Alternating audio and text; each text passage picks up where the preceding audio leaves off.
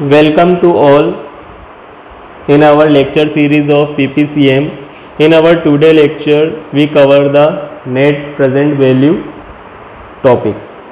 In our previous lecture, we study about the financial appraisal and the techniques which we used to solve the financial appraisal and the method for different financial operation on the sub method for the different financial methods. So net present value today we cover. Now what is net present value? In simple word I say, if any building you have to purchase, okay, so today you have to invest 10 lakh in that building, but after 5 years how much return you have taken from that building you have to calculate. For that you need a discount rate. For example, if I invest 10 lakh and the discount rate is 10%, okay, so with the help of this discount rate we have find the net present value. For finding the value of investment, value of company, we have used the net present value. So let's see, it is the value of all future cash flows, positive and negative, over the entire life of an investment discounted to the present. Net present value analysis is a form of intrinsic valuation and is used extensively across finance and accounting for determining the value of a business, investment security, capital project, cost reduction program, and anything that involves cash flow. Here the word come cash flow. So there are many types of cash flow. This first we say cash flow, terminal cash flow. Terminal cash flow is nothing but the scrap value. Means today you purchase a car and after 5 years you sell out that car. That is the terminal cash flow. Now initial investment is the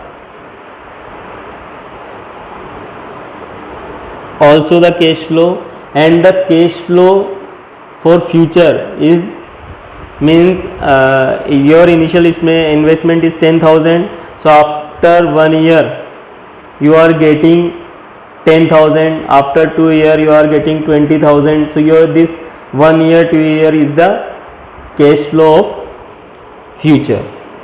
Okay, now why is net present value analysis used? So NPV analysis is used to help determine how much an investment project or any series of cash flow is worth. Means you have to find the net present value because you invest some money, then you want the return. So that investment is given return to you or not, that you have to analysis with the help of net present value.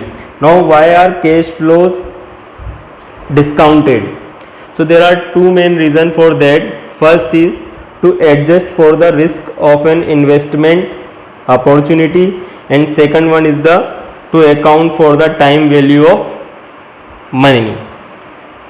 So this is some basic thing about the net present value. Now we have one formula for calculating the net present value, and the formula is NPV is equal to Z1 upon 1 plus R plus Z2 upon 1 plus R की power 2 minus X naught.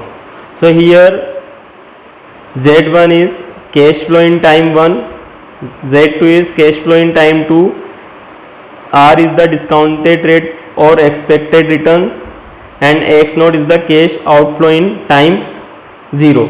Cash outflow is the initial investment. Okay, see, that is the purchase price or initial investment. So let's see, if we we have to find the net present value. So here we have taken one simple example. Let's see, here we have one car, and this car I purchase in 10 lakh. Okay, this car I purchase in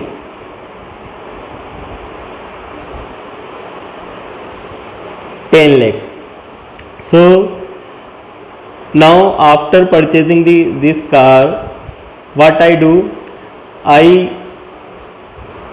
rent, I use this car for the renting purpose. So for 1 year we are getting 3 lakh as a rent. After 2, here we are getting 2 lakh 50,000, and so on. Means this car I rented up to 5 years, and at 5 years we also sell out that car. This is known as the terminal cash flow or scrap value. So how much money I getting after 5 years, we have to find at the present time. So for that we have to use that formula for finding the net present value.